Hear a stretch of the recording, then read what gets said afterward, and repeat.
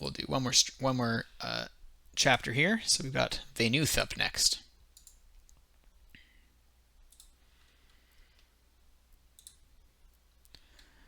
Vaenuth chapter 3.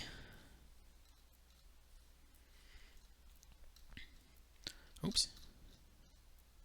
Looks like it might be more of an update chapter again.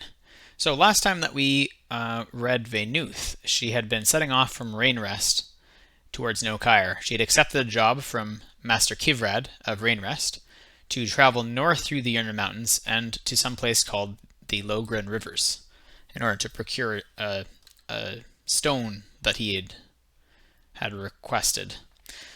She's doing it for a favor that he offered, but also for the wealth that it'll bring her team, her caravan that she owns.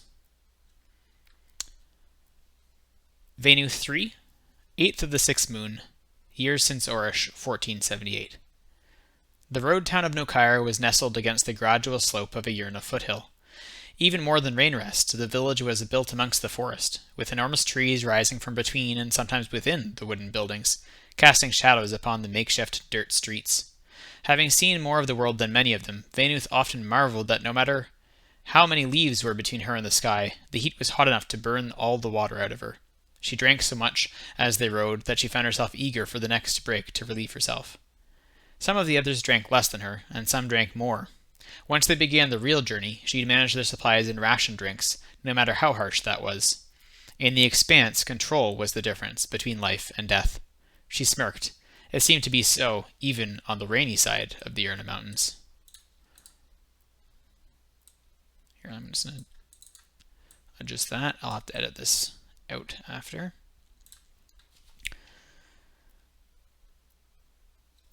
She had always marveled that Teg could go for the whole day without a single drink if he wanted to. When they reached Nokair, they set up their camp on the north side of the town. There were other desert caravans here, competitors and allies alike. Sometimes tensions in Nokair grew bigger than the town's inhabitants could manage. The jungles around were spotted with clusters of bones where disputes had been resolved. Once, Bano and she had cut down a pair of rival traders and won a fair bit of coin that had been betted upon their bout.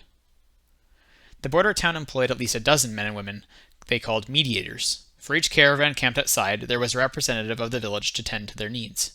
Nokair's defining feature was its warehouses. All of the food, water, and weaponry that went into the desert was here, plus a fair number of goods for trading.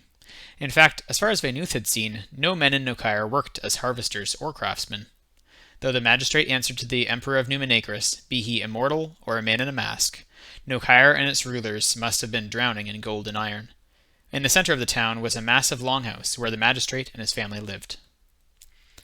The mediator that approached their camp that evening was a small, short woman who couldn't have been much older than Vaenuth. She was dark-skinned, of course, and had her long braided hair bound behind her head with a white and blue ring of beads. She wore a white robe with a dark sweatshirt beneath it, so it would not stain. Vaenuth had finished helping Bano and the others set up their tents, and invited the mediator into her own tent to discuss their resource needs. The woman introduced herself as Iloli, daughter of Kishik, and she added over a cup of cooled pomegranate cider, "I will help you with whatever you need in Nokair. I assume, of course, that your caravan will be entering the expanse soon?" "We will," Vaenuth said. "I am Vaenuth, though I've no other names." Iloli smiled. "It is so, for many. There is no shame in it. They say that the Eternal Emperor himself once had only one name. Though they don't say what name that was, do they?" The cider left the mediator's lips. "I'm sorry?" "No, I am. I didn't assume you were devout. I should have," Vaenuth said. One of her faults, she had always thought, was her bluntness.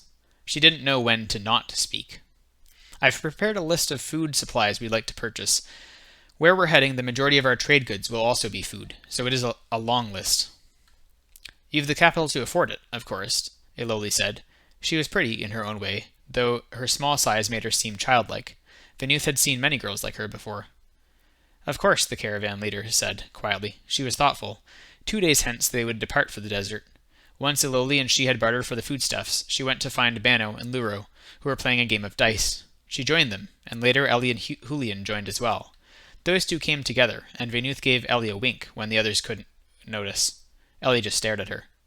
Soon, Vaenuth knew, they'd have only sand on all sides, and the dice games, water drinking, and love making would all become a lot less frequent.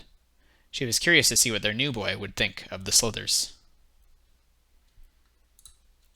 So that was Vaenuth 3. I mentioned last time that there is a whole species of slithers, of snake people, that live in the expanse and the scale ends. So Vaenuth may encounter them on her way north. Her usual profession is to trade with them, of course. So not out of the ordinary for her, but also not a usual experience for most people in Gethra to interact with someone else that isn't human.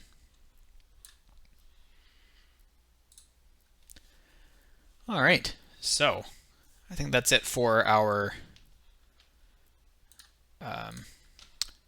podcast segment today. So we will move on to, I think, working on the